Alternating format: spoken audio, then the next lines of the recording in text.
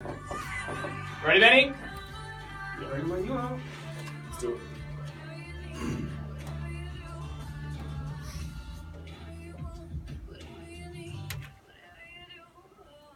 Pink, whatever you want. She's touring at the moment with her concert. Any event Is she touring? Well, she Sounds is. like she's on holiday. Well, she's a little bit crook at the moment with her Sydney shows, but she is meant to be back on the mend. 8 degrees in Geelong, going for a top of 13 with showers.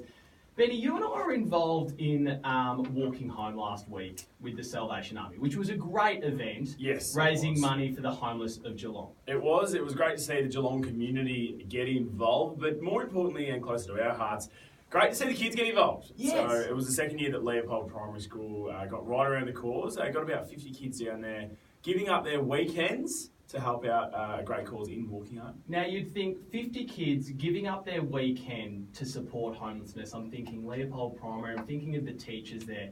It would have to be something to do with the PE teachers, surely. So we've got Mr. Andy Hare in studio, the PE teacher from Leopold Primary. How are you, Harry? Hey boys, how are you again? Yeah, really good. Now, what's going on? How you been? I'm pretty good. You know, those kids at Leopold, they inspire me all the time. I think it's the underpinning belief and the ability to give something back. Yeah. You know, they absolutely dominate what they do and they own at school, but it's that ability to give something back now is the underpinning value at school. It's really cool. Which is fantastic to see. Like we said, 50 students give up their weekends when they could be playing board games. They could be playing Fortnite. I don't think they play board games anymore, man. I think you're a little bit past it there.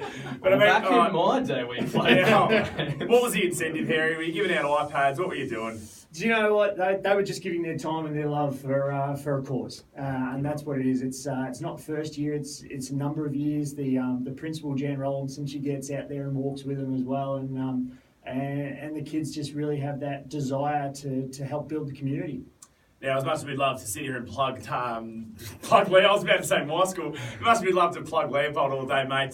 Just talking about kids and health awareness, like we said, walking home, the kids were involved. It wasn't just supporting homelessness, it was about the kids getting involved in exercise as well. So they walked about 11k from Leopold into Geelong. Yeah. So getting kids excited about physical activity is what you're all about. Oh, 100%. And you know, I've just come back from a great trip overseas where we were talking all the time about kids being superheroes. Yeah, and absolutely. You know, every kid has a secret talent that they are going to unleash in the world somewhere, and we're not going to see it because, you know, being a superhero, it's all a secret. You guys are, you know, you got your civilian clothes on now, you got your cape tucked under it, and the kids are going to instill that belief and have that desire to be able to come out and show that superpower when it's needed. Yeah. And that's, I think, the real powerful thing that underpins everything. You know, these kids can do anything they like. You know, they're just setting up a foundation for success. Yeah, and that's the thing. I mean, no kid's born evil, you know? That's the sort of thing.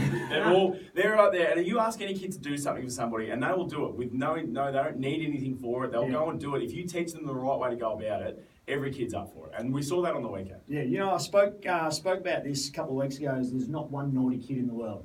You know, there's a child that you know, maybe a little bit misdirected, but there's not one naughty child that ever exists. 100%. And it's how we deal with that situation as educators really helps that kid set the tone for the rest of their life.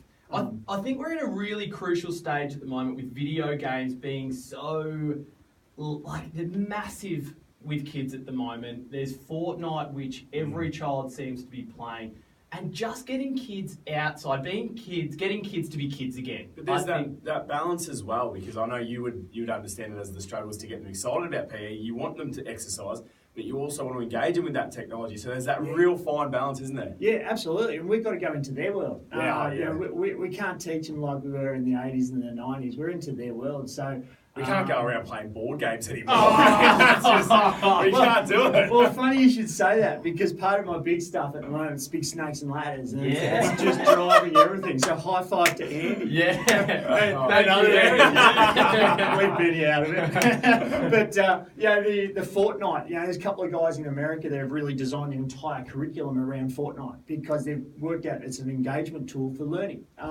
So they're understanding what kids are really empowered by it and bringing it back. And it's a great art. Yeah, it is so good. Harry, we love getting you in the studio. If people want to check out you on Instagram, online, where can they go? Yeah, just Mr. Hair Phys. Just Google it, and there's only one of them. So Yeah. until someone else becomes a Mr. Hair Phys, and then I'm in a bit of trouble. Geelong and the Surf Coast. Get around him. This guy is an extraordinaire, phenomenal. Thanks for coming in the studio, Harry. Superheroes everywhere, boys. Thanks, Harry. That's it. Gets better and better every time. Epic. Yeah, Wow. Epic. yeah, it's cool.